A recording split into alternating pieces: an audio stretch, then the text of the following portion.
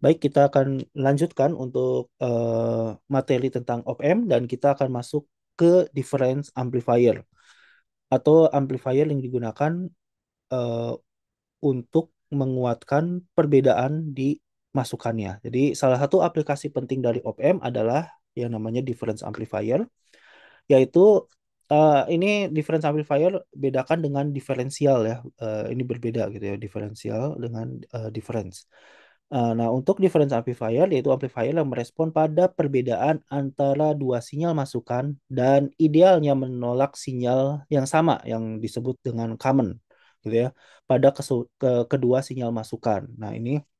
Jadi intinya adalah bahwa kalau pada kedua kaki yang inverting dan non inverting itu memiliki dua sinyal yang berbeda, masing-masing sinyalnya itu berbeda gitu ya satu sama lain, maka perbedaan itu akan dikuatkan. Sedangkan kalau yang masuk adalah sinyal yang sama antara kedua kaki tersebut, eh, maka sinyal itu akan dihilangkan atau diredam gitu ya. Idealnya dihilangkan sepenuhnya, tapi mungkin dalam kenyataannya dia diredam cukup besar dibandingkan dengan penguatan yang diberikan pada perbedaan sinyal. Walaupun idealnya difference amplifier akan menguatkan perbedaan sinyal input, sebut saja VID, ini ya, artinya tegangan input difference yang berbeda, dan menolak sempurna sinyal masukan yang sama atau disebut dengan common mode atau V input V input common mode. Secara nyata rangkaian akan memiliki keluarannya adalah VO, tegangan keluaran V output itu akan sama dengan eh, gain difference dikalikan dengan tegangan masukan difference ditambah gain common mode dikalikan dengan tegangan masukan common mode. Jadi diharapkan memang di sini nanti penguatannya itu adalah nol gitu ya, supaya nanti tegangan input yang sama atau common mode itu hilang. Eh, Tadi AD adalah gain difference amplifier dan common mode adalah gain common mode. Idealnya adalah nol. Nah, performa difference amplifier dilihat dari perbandingan antara gain perbedaan sinyal dan gain sinyal common mode yang disebut sebagai common mode rejection ratio atau CMMR. CMR ini salah ya. CMRR ya. Common mode rejection ratio. CMRR itu dihitung sebagai 20 log AD dibagi ACE, gain common mode-nya. Tentu kalau misalnya tadi idealnya gain common mode ini nol, maka CMRR, common mode rejection, CMRR itu idealnya adalah tahingga gitu. Idealnya lagi-lagi ya. Nah, jadi ini gambarannya seperti ini. Fungsinya secara nyata aplikasinya apa? Jadi kalau kalian ingat kembali bahwa misalnya kita ingin mengubah sinyal suara gitu ya menjadi elektrik, maka kita menggunakan transducer. Transducer dan umumnya itu dia sinyalnya kecil ya, ordernya mungkin milivolt atau di bawah itu. Nah, misalnya sinyalnya seperti ini ya, gambarnya ya. Misalnya ada sinyal seperti ini. Nah, eh, sinyal ini cukup kecil, namun kalau kita masukkan ke suatu rangkaian, misalnya kalau kita sedang karaokean gitu ya, dan tentu ada speaker yang besar yang menggunakan satu daya. Nah, umumnya itu akan kalau dekat dengan satu daya, apalagi kalau seperti di konser gitu ya, yang tentu dayanya besar-besar. Nah, umumnya itu akan memberikan gangguan pada sinyal yang kecil ini dan gangguannya itu relatif sangat besar atau noise-nya itu atau interferensinya itu relatif sangat besar gitu ya. Jauh lebih besar daripada sinyal yang diinginkan. Ordernya bisa 100 kali atau bahkan 1000 kalinya. Nah, jadi teknik yang digunakan adalah sinyal yang ini pertama kita bagi dua dan dibalik gitu. Jadi yang pertama itu yang sebut saja yang ini. Nah, yang kedua itu kita balik itu istilahnya kita minuskan gitu ya, sehingga bentuknya menjadi seperti ini. Nah, contoh. Nah, gambarannya. Nah, artinya ini kan sinyal yang berbeda gitu. Yang ini ya. Nah, ini dua sinyal yang berbeda. Nah, jadi dipisahkan dan kedua sinyal ini akan diganggu gitu ya, nanti terganggu oleh noise yang sama. Nah, itu adalah common mode-nya. Ini diganggu dengan noise yang sama yang entah itu mungkin frekuensinya sama ataupun jauh lebih besar dibandingkan ini. Nah, bentuknya ya biasanya kalau misalnya jauh lebih besar, ya gangguannya seperti ini. Nah, ini. Nah, tentu pada saat dia masuk ke dalam ke dalam sinyal ini, maka ini akan menjadi bentuk gangguan yang apa namanya, ya menjadi gangguannya sangat tinggi gitu. Apalagi kalau perbedaan amplitudenya 10 atau sampai 100 kali, bisa-bisa sinyal ininya tidak akan terlihat gitu. Nah, nah itu gambarannya dijumlahkan di sini. Nah, artinya kita punya di sini kita bisa melihat kita punya VID minus VID dengan plus VID, dan ini adalah sinyal yang berbeda yang ingin kita harapkan itu dikuatkan dengan gain difference ini AD. Sedangkan VICM ini yang masuk bersama yang masuk dan mengganggu sinyal eh, sinyal yang diinginkan ini karena sama nanti diharapkan akan dihilangkan dengan gain common mode-nya ini. Nah, gambarannya seperti itu. Difference amplifier dibutuhkan utamanya pada sistem elektronik, khususnya yang bergerak dalam bidang instrumentasi. Misalnya sebuah transducer yang memiliki tegangan keluaran yang kecil, misal dengan order millivolt atau mungkin lebih kecil pada dua terminalnya. Nah, jadi kita balik seperti itu. Menuju instrumentasi pengukuran dapat mengalami interferensi yang besar, misal mencapai 1 volt, artinya ini sampai 1000 kalinya ya. Maka dibutuhkan difference amplifier sebelum masuk ke dalam instrumentasi pengukuran untuk menghilangkan interferensi tersebut. Nah, itu contoh yang saya sebutkan sebelumnya. Op-amp sendiri pada dasarnya adalah difference amplifier karena kita tahu apa namanya, op-amp itu kan melihat perbandingan antara kedua sinyal masukannya ya, V2 min V1, yang tentu idealnya kita inginkan bahwa apa, kalau kita pakai dalam bentuk loop tertutup ini V2 dan min 1, V1 itu sama ya. Nah, perbedaan sinyal antara dua terminal masukan namun tidak dapat digunakan sendiri akibat gain yang tak hingga besarnya. Jadi kalau kita menggunakan open loop, gain A open loop ini itu sangat besar, relatif sangat besar, sehingga umumnya kita tidak menggunakan dia sebagai rangkaian open loop. Tapi fungsi utamanya kita bisa melihat bahwa dia melihat perbedaan antara kedua eh, sinyal masukan di kedua kakinya. Nah, ini difference amplifier dengan sebuah op-amp ini menggabungkan dua konfigurasi non-inverting dengan gain positif 1 plus R2 per R1 dan inverting dengan gain negatif ya, karena kita memasukkan dua sinyal di dua kaki yang berbeda. Jadi sinyal yang masuk ke inverting memiliki penguatan min R2 per R1, sedangkan sinyal yang masuk ke kaki non-inverting itu memiliki penguatan 1 plus R2 per R1. Namun harus dibuat agar kedua magnitudo gain sama besarnya, yaitu membuat gain positif dari bentuk 1 plus R2 per R1 menjadi min R2 per R1.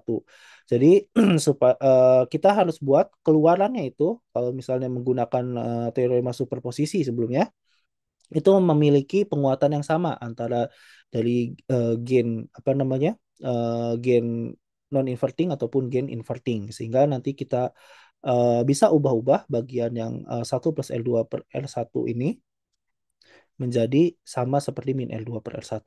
Nah, caranya seperti apa? Jadi kita tambahkan lagi ada suatu rangkaian R3 per R4 di sini. Jadi nanti uh, dengan R3 per R4 kita bisa mengurangi nilai VI2 di titik yang ini, dan kita buat penguatannya kalau atau keluarannya itu akan sama dengan R2 per R1. Nah, jadi caranya adalah kalau kita lihat di sini bahwa uh, ini adalah penguatan dari inverting dan ini adalah penguatan dari non inverting ditambah dengan ini adalah bagian yang mengurangi tegangan di sini. Jadi dengan pembagi tegangan kita bisa melihat bahwa di titik atau node, ini node berapa sih, dua apa satu ya saya lupa. Pokoknya di node yang ini, di node kaki non inverting, besarnya tegangan ini adalah R4 dibagi R4 dibagi R3 plus R4 dikalikan dengan VI2. Nah, seperti itu. VI2, maka keluar bentuk seperti ini. R4 dibagi R4 plus R3. Nah, di sini kita sedikit utak-atik, ya. Yang R2 dan R1 kita pindahkan semuanya ke kanan. Ini kan jadi R2, sorry, R1 ditambah R2 dibagi R1 kan. Lalu kita bisa pindahkan ke kanan, R1-nya hilang, sehingga bagian bawahnya menjadi R2 plus R1 menjadi seperti ini. Nah, gitu. Jadi di sini kita bisa lihat bentuknya sama kan. R2, R2, R4, R4 plus R3 plus R1. Jadi dengan kondisi ini dapat dipenuhi kalau kita memilih eh, nilai R4 per R3 itu sama dengan R2 per R1. Nah, jadi atau kita bisa juga menggunakan teorema superposisi untuk menghitung bentuk seperti itu. Ya pokok nanti didapatkan bentuk seperti ini. Nah, nanti kita bisa melihat supaya lebih mudah memilih ini, maka kita bisa apa namanya menyamakan nilai R4 dengan R2 dan R3 dengan R1. Nah, ini dengan superposisi ya, V01 untuk yang V1 besarnya adalah min R2 per R1 dikalikan VI1. Jadi dengan menggroundkan eh, tegangan VI2. Sedangkan dengan kita groundkan VI1 sini. Nah, ini VI2. Mungkin ini jangan sebut matikan ya, tapi groundkan ya. Groundkan. Maka VU2 bentuknya menjadi seperti ini tadi yang tadi saya jelaskan, yaitu besarnya adalah L2 per R1, ini sama dengan L2 per R1 VI2. Seperti itu. Nah, bagaimana ini ya? Nah, sehingga VO-nya sama dengan nanti L2 per R1 VID seperti ini ya. Karena yang VI2 itu adalah minus VI1. Nah, jadi R2 per R1 VID. Kita melihatnya di bagian yang ini ya, yang saya jelaskan tadi. Nah, terlihat bahwa rangkaian tersebut menjadi difference amplifier dengan gain AD sama dengan R2 per R1. Gitu. Perhitungan ini didasarkan pada asumsi op-amp ideal perbandingan resistor sesuai. Agar lebih memudahkan, biasanya kita pilih R3 sama dengan R1 dan R4 sama dengan R2 seperti yang sudah saya jelaskan sebelumnya. Nah, sekarang kita asumsikan rangkaian hanya menerima sinyal common mode dimasukkan gitu ya. Nah, misalnya ini adalah sinyal common mode, jadi tegangan di sini, maka ini akan ada arus yang mengalir I1, I2 seperti ini, dan juga ada arus yang mengalir ke sini ya, ke sini. Seperti itu.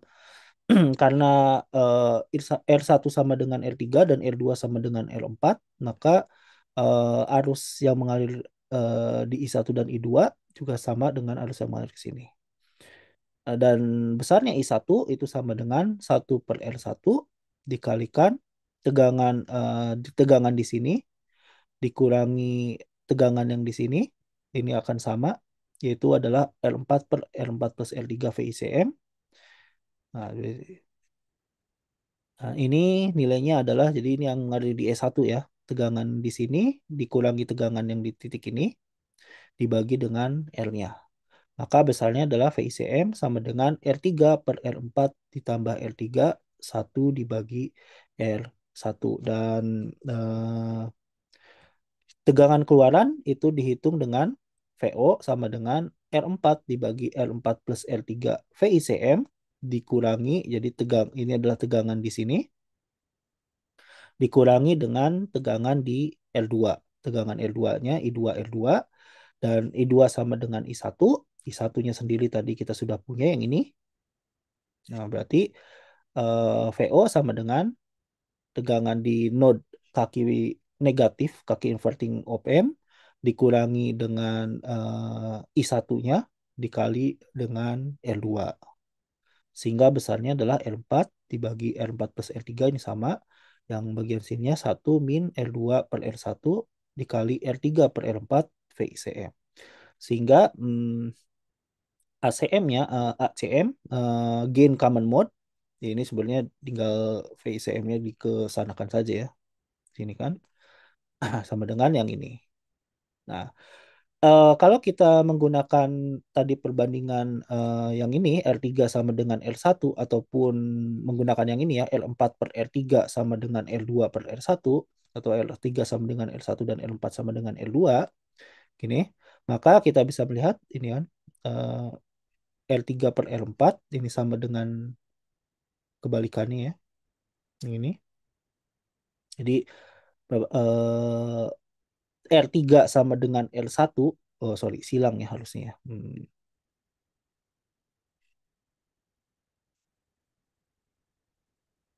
Ini ya.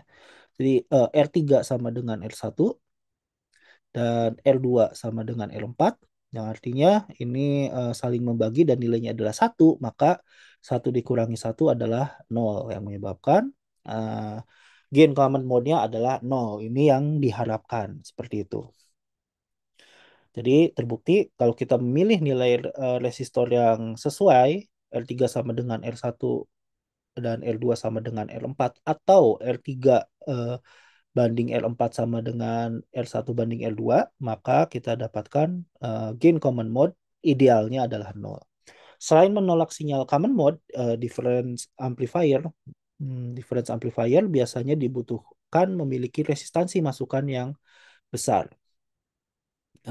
Untuk menentukan resistansi masukan LID, maka dilakukan dengan menyamakan resistor L3 sama dengan R1 dan L4 sama dengan L2. Jadi resistansi masukannya ini dibuat besar dan LID-nya resistansi input untuk difference-nya itu adalah sebanding dengan VID dibagi dengan I masukan.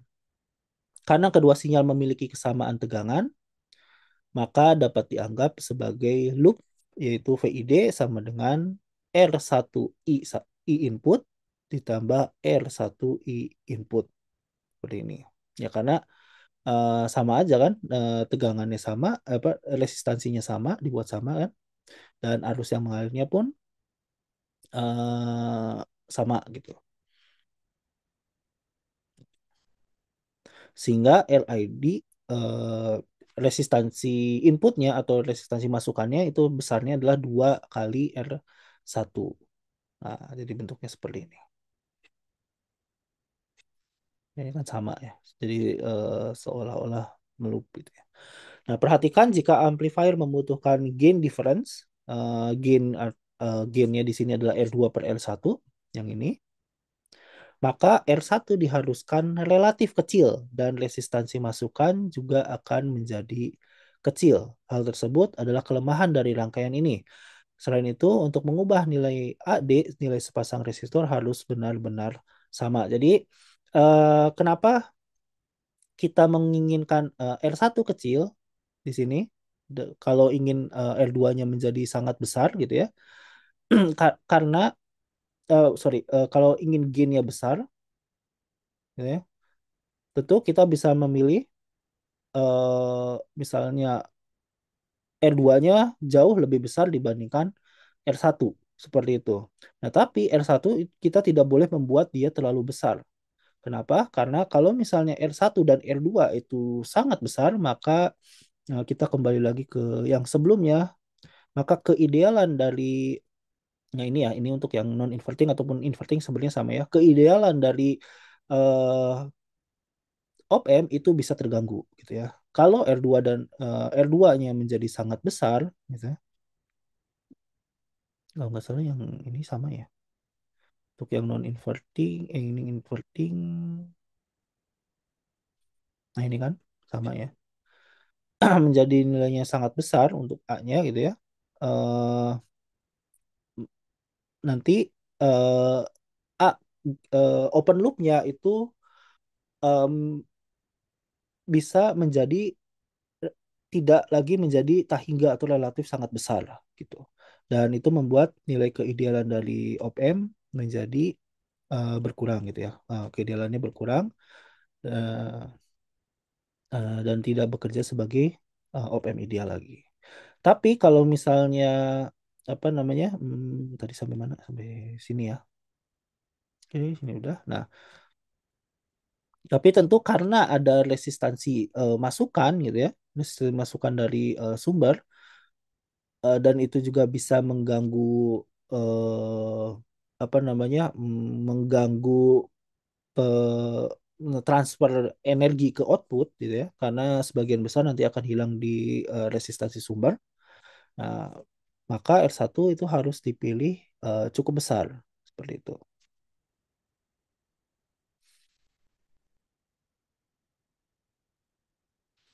Hmm, nah, di sini. Nah, untuk mengubah nilai AD, nilai sepasang resistor harus benar-benar sama. Jadi, kita lihat bahwa tadi R1 dengan yang ini sama, nilainya harus sama kan. Dan R2 yang ini pun eh, dia harus memiliki nilai yang sama. Nah, kenyataannya bahwa akan sulit didapatkan nilai resistor gitu ya dengan resistor dengan nilai resistansi yang benar-benar sama gitu.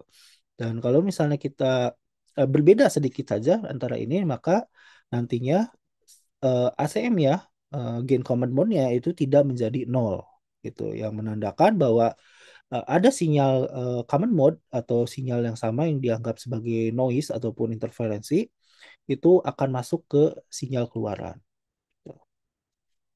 Nah, contoh soal, lihat akan lihat contoh soal. Pada difference amplifier di bawah ini, jika R1 sama dengan R3 ini adalah 2 kilo ohm dan R2 dan R4 ini adalah 200 kilo ohm, tentukan gain AD, gain dari difference-nya. Resistansi masukan RID dan juga resistansi keluaran RO. Nah, jadi ada jawabannya nih ya.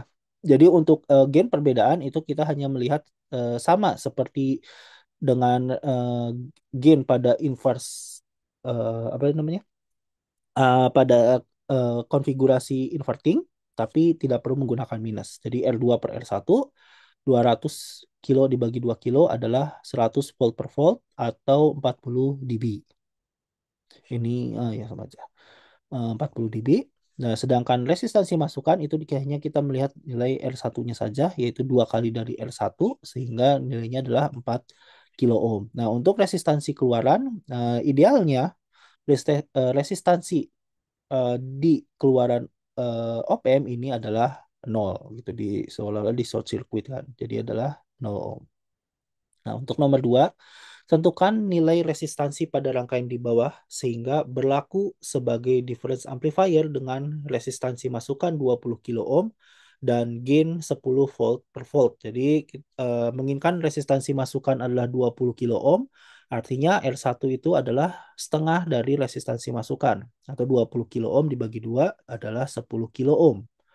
Dan kalau kita menginginkan gainnya adalah 10 volt per volt, maka R2 harus 10 kali dari R1. Nah, ini untuk nomor 2. Jadi 10 kali dari 10 kilo ohm adalah 100 kilo ohm. Berarti ini adalah 100 kilo ohm. Gitu. Ini ya, bisa dilihat. Nah, tadi sudah dibahas bahwa LED itu kita menginginkannya cukup apa namanya besar gitu ya. Da- karena bisa ya, itu relatif besar dan R4-nya kalau ingin gainnya besar berarti harus jauh lebih besar daripada R1 yang tadi. Nah, ini masalah rendahnya resistansi masukan pada difference amplifier dapat diatasi dengan voltage follower untuk membuffer terminal masukan. Jadi ingat masalahnya kalau misalnya kita punya R input yang relatif kecil, maka ini akan istilahnya kebanting gitu ya. Jadi dengan eh, apa namanya resistansi sumber dari sumbernya gitu ya, yang umumnya ini relatif besar seperti itu. Jadi kalau misalnya kita punya RI yang rendah dibandingkan dengan resistansi sumbernya, maka energi itu hilangnya sebagian besar di sini. Gitu. Nah, jadi salah satu cara untuk menghindari adanya resistansi sumber seperti ini, maka kita gunakan voltage follower. Kita ingat kembali bahwa dengan voltage follower, berapapun resistansi sumber itu tidak akan dihitung karena dia dipasangkan sumbernya itu dipasangkan di bagian konfigurasi non inverting yang artinya bahwa kan ada arus yang mengalir di rangkaian tersebut. Sehingga kita bisa mengabaikan keberadaan resistansi sumber. Ingat voltage follower itu digunakan sebagai buffer ya untuk membuffer terminal masukan. Voltage follower dihubungkan pada masing-masing terminal masukan jadi di sini. Nah, ini ketegangannya disambungkan ke kaki positif langsung yang artinya tidak akan ada arus yang mengalir di sini. Nah, tidak ada arus ya, tidak ada arus. Dan sekaligus memberikan gain tegangan pada masukan difference amplifier. Dan kita juga bisa memasangkan gain di sini dengan cara seperti ini. Nah, lalu ini dipasangkan ke ground gitu. Jadi di sini kita bisa kuatkan gain-nya. Voltage follower yang kita bahas sebelumnya tanpa gain ya, unity yang karena R2-nya itu di short circuit di sini. Nah, dengan cara seperti ini maka kita bisa mendapatkan ini sama seperti eh, kasusnya inverting dengan tambahan R1 yang dipasangkan dengan ground sehingga penguatannya adalah 1 plus R2 per R1. Yang ini kan ya. Nah, sehingga gain totalnya yaitu adalah R4 plus R3 yang ini adalah gain untuk difference amplifiernya. Difference sama ya. Ini adalah difference amplifier yang ini dan yang 1 plus R2 ini adalah dari gain voltage follower. Nah, kelemahannya ternyata rangkaian ini masih punya kelemahan bahwa karena di sini voltage followernya itu dikuatkan gitu ya, ada penguatan, artinya kalau VI satunya dan VI 2 ini tadi ditambahkan noise atau interferensi yang relatif jauh lebih besar dibandingkan sinyal yang diinginkan atau dikatakan sebagai sinyal apa namanya sinyal common mode, maka sinyal common mode-nya itu pun akan dikuatkan gitu di tahap satu. Ya tentu bayangkan dia sudah tadi contohnya 1.000 kali lebih kuat daripada sinyal, lalu dikuatkan juga gitu. Itu mungkin dalam beberapa kasus rangkaiannya bisa eh, itu ya tidak kuat gitu ya, rangkaiannya bisa rusak. Walaupun mungkin tetap akan diklip ya, tapi dia tetap aja nanti rangkaiannya bisa rusak seperti itu kalau masukkan sinyal yang terlalu besar gitu. Lalu kedua amplifier pada tahap satu ini harus match sempurna gitu ya. Karena kalau sedikit saja tidak match dan mengakibatkan perbedaan antara sinyal yang masuk ke sini dengan yang masuk ke sini, artinya eh, tidak ada common mode nanti. Ya common mode-nya sendiri menjadi berbeda kan gitu, tidak common. Nah, artinya di sini dikuatkan semua itu bisa berbahaya gitu. Jadi artinya rangkaian ini bisa eh, apa namanya tidak meredam sinyal common mode yang justru ingin dihilangkan. Nah, ini ya. Nah, dan lagi-lagi karena ini menggunakan resistor gitu, ini akan sedikit bermasalah gitu ya. Nah, karena kita sulit mendapatkan nilai resistor yang benar-benar sama, yang benar-benar match gitu ya untuk rangkaian ini. Di sini kan berarti yang ini harus match dengan yang ini harus match dengan yang ini, ditambah yang ini pun harus match dan ini pun harus match gitu. Ada 4 pasang resistor yang harus match gitu. Untuk mengubah-ubah nilai gain AD berarti yang antara ini dengan ini diperlukan perubahan pada nilai sepasang resistor yang memiliki nilai yang sama besar. Nah, ini lagi-lagi masalahnya sama seperti itu yang secara nyata sulit untuk dilakukan. Nah, maka solusinya adalah dengan menghilangkan ground di sini dan menggabungkan tadi R1 yang tadi. Nah, seperti itu. Oke. Nah, oh, belum ya. Nah, jadi seperti itu. Nah, dengan cara seperti ini nanti di sini mana ya? Nah, ini ya. Jadi VID-nya itu adalah VI2 min VI1. Nah, dan yang masuk ke sini adalah jadi VID gitu ya. Yang artinya bahwa kalau kita memiliki common mode di sini itu akan otomatis hilang yang di sini. Di sini itu common mode-nya akan apa namanya? Tidak akan dikuatkan common mode-nya seperti itu. Jadi ini VI1 dan ini menjadi VI2 min VI1. Nah, jadi seperti itu. Tapi ya lagi-lagi di sini masih harus tetap match ya antara R3 dan R4 pairnya R4 dan R3 ini dan R4 ini harus cukup sama gitu ya harus sama karena kalau tidak ya lagi-lagi nanti dia tidak menjadi tidak terlalu ideal gitu yang mengakibatkan ACM-nya itu tidak nol. Nah, itu untuk difference amplifier dan berikutnya kita akan masuk ke integrator dan diferensiator. Nah, sebelumnya rangkaian op-amp dipasangkan hanya dengan resistor pada jalur umpan balik dan terminal masukan. Sehingga kinerja rangkaian idealnya tidak terpengaruh frekuensi. Nah, kalau kita sudah pasang kapasitor ataupun mungkin induktor gitu ya, pada jalur umpan balik ini, maka nanti kita akan melibatkan frekuensi gitu ya. Nah, akan didapatkan aplikasi yang lebih luas. Aplikasi rangkaian dasar OpMRC adalah sebagai integrator dan diferensiator sinyal masukan. Konfigurasi inverting dengan impedasi umum, nah seperti ini bentuknya. Jadi kita bisa memasangkan misalnya kapasitor di Z2 dan resistor di Z1 atau sebaliknya kapasitor di Z1 dan resistor di Z2. Gitu. Dengan V0 per VI ini akan sama yaitu minus Z2 per Z1. Ini adalah konfigurasi inverting. Nah, untuk inverting integrator, kita pasangkan kapasitor di impedansi kedua dan resistor di impedansi ke satu.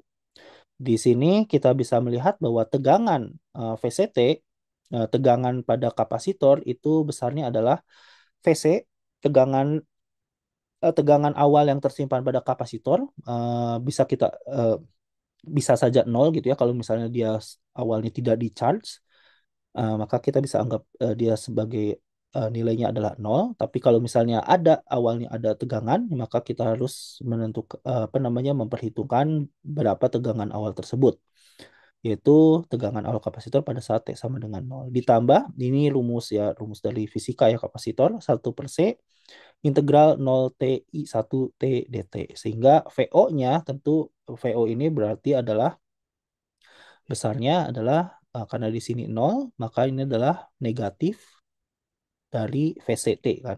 Nah, VO sama dengan negatif VCT dan I1T, I1 yang ini panjang waktu itu adalah VI tegangan inputnya dibagi dengan R. Maka V0T adalah min 1/CR integral 0T VI T dt min VC. Jadi ini adalah negatif dari integrator hasilnya. Maka keluaran rangkaian menghasilkan besarnya tegangan yang sebanding dengan integral waktu terhadap tegangan masukan dengan CR. Biasanya kalau ketemu C dengan L ini kita sebut sebagai tau ya, konstanta waktu integrator atau 1/CR-nya sendiri nanti ini berhubungan dengan omega ya, frekuensi. Dengan frekuensi kalau misalnya dalam kasus ini dia berupa low pass filter maka dia menjadi frekuensi cut off atau batas frekuensi yang mengizinkan sinyal untuk dikeluarkan atau tidak diredam. Seperti itu. Perhatikan tanda negatif pada keluaran. Rangkaian integrator ini dinamakan sebagai inverting integrator atau dikenal juga sebagai Miller integrator. Nah, jadi keluarannya adalah bentuk integral dari sinyal masukan. Seperti itu. Nah, pada rangkaian di atas, jika tegangan masukan adalah DC, maka kapasitor akan bertindak sebagai hubung terbuka dan op-amp menjadi loop terbuka dan gain menjadi tahingga. Jadi kita ingat kembali bahwa kalau kita mengalirkan eh, arus DC pada kapasitor, maka kapasitor akan berfungsi sebagai open circuit. Yang artinya kalau ini open circuit, jadi open circuit, ini konfigurasi ini menjadi open loop, gitu ya, open terbuka yang menyebabkan amplifier, apa namanya, op-amp ini menggunakan amplifier open loop yang nilainya sangat besar atau tahingga. Nah, untuk mengatasi masalah tersebut, maka kita pasangkan RF yang diparalelkan dengan kapasitor. Jadi kalau kita menggunakan masukannya DC, maka arusnya itu akan mengalir seluruhnya ke RF. Karena ini akan dianggap sebagai open circuit ke RF sehingga berperan sebagai op-amp inverting biasa yang dikeluarkan dengan kapasitor sehingga pada tegangan DC gain menjadi terbatas dan bernilai min RF per R. Namun dengan memasangkan ini bukan berarti tidak ada masalah. Dengan penambahan resistor RF, integrator menjadi tidak ideal gitu karena istilahnya ada sinyal yang bisa dikatakan bocor gitu ya. Ada sinyal yang keluar dari integrator dan mengalir di RF. Nah, integrator menjadi tidak ideal, semakin rendah nilai RF, semakin berkurang keidealan dari integrator. Jadi kalau nilai RF-nya kecil itu keidealannya semakin berkurang juga. Nah, misalnya sebagai contoh seperti ini. Kita punya sinyal kotak atau di on off kan gitu ya. Satu ini di on kan, kemudian di off kan setelah 1 millisecond, maka seharusnya keluaran integrator adalah seperti ini. Ini adalah bentuk integral yang dinegatifkan ya dari eh, keluaran ini. Nah, ini adalah keluarannya harusnya outputnya. Ini input, ini output. Nah, seperti itu. Harusnya seperti itu. Jadi sebagai contoh di sini dia nilai akhirnya adalah minus 10 volt gitu ya. Lalu saat dienolkan dia menjadi lurus seperti ini, konstan. Nah, kalau kita menambahkan RF, nah, dengan ditambahkan RF pada rangkaian, nah di sini nilai akhirnya gitu ya, dia akan berkurang. Dan di sini tidak lagi menjadi apa namanya? Tidak lagi menjadi lurus, linear, tapi akan sedikit membentuk kurva. Itu. Dan pada saat dimatikan seperti ini, di off kan, dia akan menurun. Nah, ini jadi seolah-olah ada kebocoran pada kapasitor gitu ya. Nah, seperti ini. Dan akan berkurang semakin lama semakin nol gitu ya, habis tegangan di kapasitornya.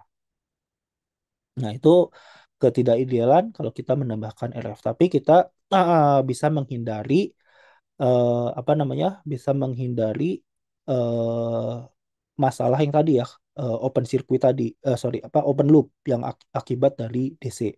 Jadi salah satu caranya untuk menghindarinya ya kalau tidak ingin memasang RF, pastikan tidak akan ada sinyal DC yang masuk seperti itu.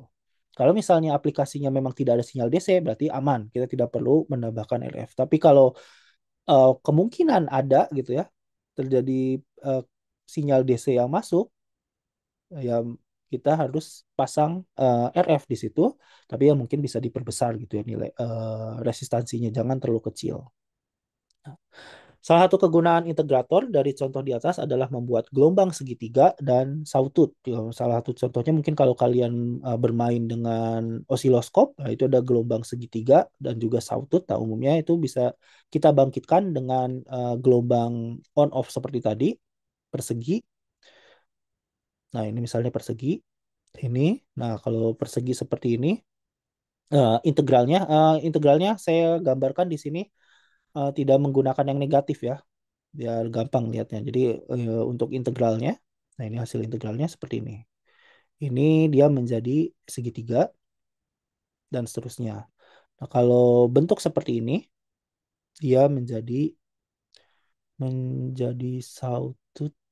Sawtooth tuh persegi yang seperti ini ya. Set, itu kalau langsung nol, integralnya nol ya. Bentuknya seperti ini ya, sawtooth. Nah,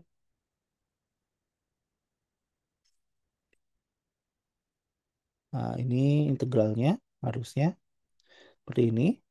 Jadi integral dari nol adalah plus C ya, konstan atau misalnya kalau konstannya nol nol dan seterusnya dan seterusnya. Nah, seperti itu.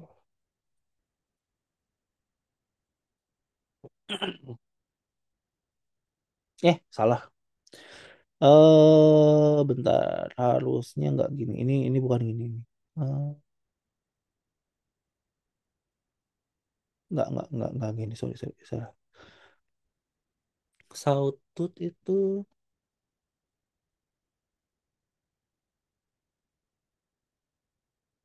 dinolkan lagi ya. Nol.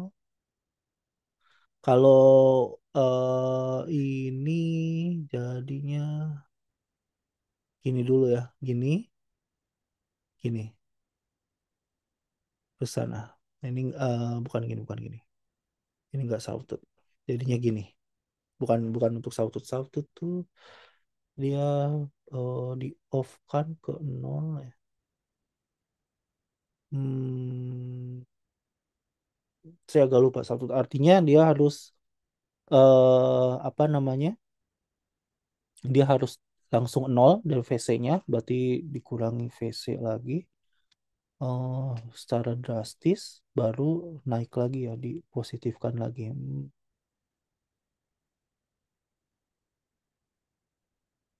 Integral yang nilainya dari segitiga ya. Oh, saya kurang tahu ya. Saya lupa ya untuk sawtooth ya. Nanti coba saya lihat. Tapi untuk segitiga bentuknya bisa seperti ini. Yang ini nggak akan sawtooth, bukan sawtooth, sorry.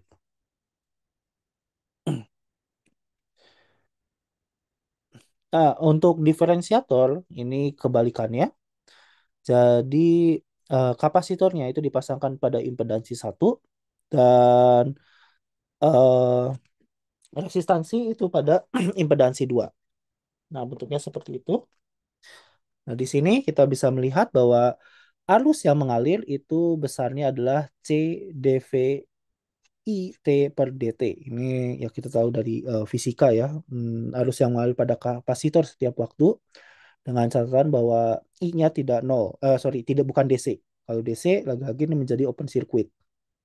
Nah, sehingga VO-nya ini besarnya adalah I dikalikan minus dari I dikalikan R ini. I-nya sendiri adalah C dVi per dt dikalikan minus dan dikalikan dengan R. Sehingga min CR dVi per dt. Lagi-lagi keluar adalah CR-nya ya. Nah, permasalahan pada rangkaian diferensiator adalah jika sinyal masukan memiliki bentuk atau bagian yang tajam atau runcing, artinya kalau sinyalnya itu memiliki bagian yang ya seperti ini, kotak ataupun mungkin segitiga ataupun bentuknya sawtooth. Nah, seperti ini yang memiliki bagian tajam gitu ya ataupun runcing yang pas kalian tahu di kalkulus bahwa bentuk seperti ini itu tidak ada turunannya di bagian bagian tajamnya ini. Nah, keluaran rangkaian diferensiator akan mengalami kerusakan atau bergetar secara tajam seperti itu. Hal ini dapat menyebabkan interferensi pada sinyal di dekatnya gitu. Jadi kalau turunan dari ini misalnya turunan dari konstan adalah nol gitu. Nah, pada saat di sini dia akan bergerak secara tajam gitu ya, tajam. Ini pun turunannya misalnya ini satu nilai konstan. Nah, pada saat berikutnya ini pun adalah konstan, tapi di tengah-tengahnya ini bagian yang tajam ini dia tidak eh, akan menjadi apa namanya sangat tajam. Ini konstan tapi negatif ya berarti di sini. Nah, seperti itu dan seterusnya. Nah, Untuk alasan tersebut dan masalah kestabilan, rangkaian diferensiator umumnya dihindari untuk digunakan secara nyata. Jadi kalau bisa kita tidak menggunakan diferensiator walaupun tetap ada yang menggunakan diferensiator tapi dengan catatan bahwa harus diatasi sinyal dengan bentuk yang tajam seperti ini. Nah, berikutnya kita masuk ke op-amp sinyal besar yang artinya bahwa apa yang terjadi kalau kita masukkan nilai tegangan gitu ya, tegangan ataupun arus atau sinyal yang amplitudanya sangat besar pada suatu op-amp. Tentu secara teori gitu, secara hitungan kita bisa membuat op-amp itu diperkuat 10 kali, 100 kali dengan gainnya 10 volt per volt, 100 volt per volt dan seterusnya. Tapi kita juga membahas sebelumnya bahwa keluaran op-amp itu sangat dibatasi untuk tegangan gitu ya. Itu sangat dibatasi oleh catu daya DC-nya gitu ya. Pada bagian ini akan dibahas tentang batasan-batasan rangkaian op-amp jika sinyal sinyal pada tegangan keluaran nilainya sangat besar. Saturasi tegangan ini pernah kita bahas sebelumnya, sama dengan amplifier lainnya, op-amp bekerja secara linear pada tegangan keluaran yang terbatas. Nah, kalau misalnya tegangannya itu lebih dari satu daya DC-nya, maka dia akan diklip gitu ya. Nah, sebenarnya batasan juga tidak pas gitu ya dengan sebesar satu daya DC-nya pasti ada turunnya gitu ya. Nah, keluaran op-amp mengalami saturasi dengan nilai satu daya DC, sebut saja L plus dan L min dalam rentang 1 volt atau lebih, jadi bisa 1 volt, 1,5 dan seterusnya, 2 volt dan seterusnya. Pasti ada istilahnya ada energi yang dalam tanda petik hilang gitu ya di rangkaian. Misal satu daya op-amp adalah plus minus ya plus minus 15 volt yang artinya bahwa eh, secara angka gitu ya tidak mungkin lebih dari 15 volt keluarannya ataupun kurang dari minus 15 volt. Maka saturasi terjadi pada keluaran biasanya di sekitar plus 13 volt di arah positif dan minus 13 volt di arah negatif. Jadi tidak di angka 15 tapi dia berkurang 1 volt atau lebih. Dalam hal ini, op-amp memiliki rating tegangan keluaran plus minus 13 volt. Jadi harus hati-hati bahwa kalau kalian mencoba misalnya 1 volt masukannya, lalu kalian mau memperkuat 100 kali, itu tidak akan bisa. Pasti akan diklip di 13 volt. Untuk mencegah terjadinya pemotongan tegangan keluaran, sinyal masukan harus diperhitungkan cukup kecil. Setidaknya keluarannya menyesuaikan dengan keluaran 13 rating tegangannya.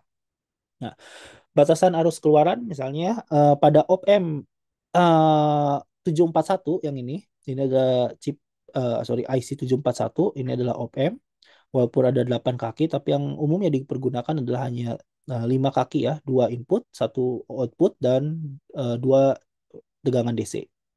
Nah, bentuknya seperti ini. Ini yang kaki negatif di nomor 2. Jadi tentu kalian ingat ya menghitung kaki itu dari yang ada titiknya. Ini 1, 2, 3, 4. Lalu 5 di sana, bukan yang di sini. 5, 6, 7, 8. Seperti itu. Nah, 2 kaki negatif, inverting. 3 itu pin 3 adalah kaki positif atau non-inverting. 4 dan 7 ini adalah tegangan DC. 6 adalah output. Nah, seperti itu. Nah, kalian mungkin nanti bisa lihat data sheet-nya gitu ya. Arus yang keluar harus mempertimbangkan juga arus pada rangkaian umpan balik dan pada rangkaian beban. Jadi selain tadi tegangan dibatasi, ternyata arus yang bisa keluar dari op-amp pun itu nilainya terbatas. Jika arus yang dibutuhkan melebihi batas maksimum, maka arus keluaran pun akan dipotong sesuai dengan batasannya. Nah, misalnya ada contoh soal, op-amp digunakan pada konfigurasi non-inverting dengan gain 1 plus R2 per R1 sama dengan 10 volt per volt di gainnya, dicatu dengan sinyal sinus frekuensi rendah dengan tegangan puncak VP, sebut saja, berarti tegangan peaknya ya ini ya, dan dihubungkan dengan beban RL. Op-amp memiliki tegangan keluaran saturasi plus minus 13 volt. Artinya tegangan pada VO-nya atau tegangan outputnya itu tidak boleh melebihi plus 13 volt atau minus 13 volt. Dan batasan arus keluaran adalah plus minus 20 miliampere. Nah, pertanyaannya adalah kalau kita tegangan masukannya peaknya adalah 1 volt, dan bebannya adalah 1 kilo ohm, tentukan keluaran tegangan dan arusnya. Bagaimana kalau tegangan peaknya kita naikkan 1,5 volt, tapi bebannya tetap. Nah, lalu bagaimana kalau RL-nya bebannya itu 1 kilo ohm? Nah, berapa nilai maksimum FP yang mungkin agar keluaran tidak saturasi? Dan kalau keluaran VP-nya itu sama dengan 1 volt, berapa besarnya beban, resistansi beban atau impedansi beban minimum agar keluaran tidak saturasi? Nah, jadi kita lihat bahwa untuk VP sama dengan 1 volt, jadi kita lihat di sini adalah tadi non inverting ya, ini adalah 1 volt dan RL adalah 1 kilo ohm. Nah, ini adalah sorry, saya pakai merah. Jadi ini adalah 1 volt misalnya, 1 volt peak, dan ini adalah 1 kilo ohm. Nah, maka ininya R2 per R1-nya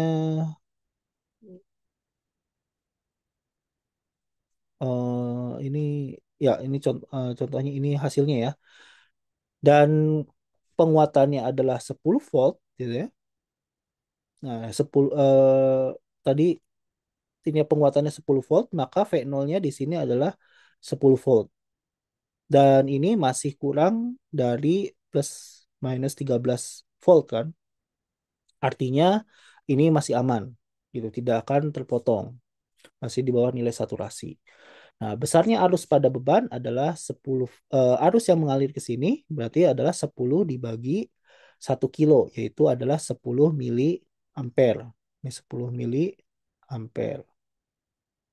Nah, berarti kita tahu bahwa IO-nya ini pasti lebih dari 10 mili ampere kan? Ada yang ya ke beban aja 10 mili ampere, yang ke umpan balik kita belum hitung. Nah, pada arus umpan balik 10 volt ini sini ditulis nggak sih? Oh, di sini nggak ya, padahal R2 per R1-nya tidak ya. Oke, jadi di, kita misalnya ditentukan gitu ya. R2 per R1 adalah 9 eh, di sini adalah berarti 10 kilo ohm 10 kilo ohm, totalnya adalah 1 miliampere gitu. Artinya di sini 1 miliampere. Berarti IO-nya itu adalah 11 miliampere. 1 ditambah 10 kan. Nah, itu adalah 20 miliampere. Masih di bawah, sorry, 11 miliampere dan masih di bawah saturasinya 20 miliampere. Tuh. Nah, jadi kalian bisa melihat bahwa nilai R1 dan R2 itu kan sebenarnya bisa berubah-ubah ya. Yang penting kalau penguatannya 10 kilo ohm gitu, eh, penguatannya 10 kalinya berarti bedanya R2 dengan R1 adalah 9 kalinya. Nah, tapi ini akan mempengaruhi arus yang keluar. Jadi kalau misalnya kita pilih R2-nya adalah 900 ohm dan R1-nya adalah 100 ohm, penguatannya sama-sama 10 kalinya. Tapi arus yang mengalir 10 volt dibagi berapa? 900 dan plus 100. 1 kilo kan? 1 kilo berarti ini adalah 10 miliampere. Yang artinya ini akan menjadi pas-pasan ya. 20 miliampere itu di batas saturasi. Nah, jadi harus pemilihan dari R2 dan R1 itu juga sangat penting gitu ya. Supaya keluaran arus gitu ya itu tidak di eh, tidak melebihi batas saturasinya atau tidak terpotong. Nah, sedangkan untuk VP sama dengan 1,5 volt, idealnya tegangan puncak keluaran adalah 15 volt, tapi ini akan terpotong karena batasan op-ampnya itu plus minus 13 volt. Jadi harusnya seperti ini, dia akan terpotong di 13 volt. Ya.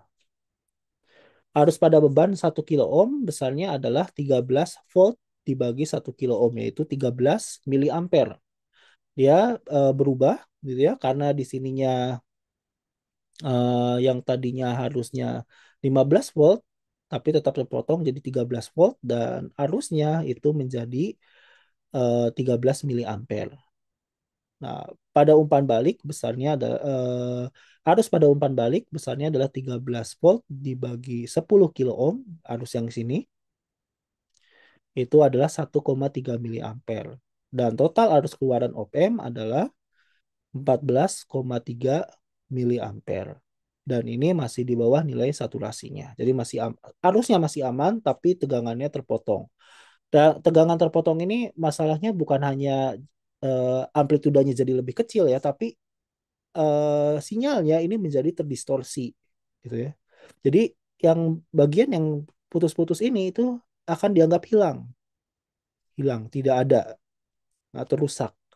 Nah, jadi kalau ya itu masalahnya adalah itu. Jadi informasinya akan hilang atau rusak. Itu yang harus dihindari. Nah, sedangkan kalau kita bebannya punya 1 kilo ohm, besarnya tegangan puncak masih memasukkan agar tidak terdistorsi adalah 1,3 volt. Ini batasnya. Sebaiknya kita jangan berada di batas banget gitu ya, di 1,3 volt itu hindari. Karena kalau misalnya ternyata terjadi, ya kita tahu ya kalau alat elektronik misalnya entah itu kena panas, mungkin kena medan magnet yang terlalu besar ataupun sudah lama disimpan, itu bisa saja menjadi tidak, spesifikasinya tidak sesuai dengan yang dulu gitu, bisa berubah. Sehingga ya kita tidak tahu ya, kecuali kita mengeceknya terlebih dahulu, maka hindari terlalu dekat dengan saturasi gitu. Tapi ya ini kita lihat secara hitung-hitungan ya teorinya, bahwa kalau RL-nya adalah 1 kilo ohm, maka kita bisa memilih tegangan masukan itu adalah 1,3 volt gitu ya, tetap ya, pas saturasi. Ini sebenarnya tidak ada hubungannya dengan RL ya. Tidak ada hubungannya dengan RL, ini hanya hubungan dengan apa namanya, gainnya aja ya, gain loop tertutup gitu. 1,3 volt menghasilkan tegangan puncak keluaran 13 volt. Nah, yang berhubungan dengan RL itu adalah arusnya. Arus keluaran op-amp besarnya adalah eh, 14,3 miliampere, itu sama seperti yang ini ya. 14,3 miliampere, dan ini masih di bawah saturasi dari arus keluaran.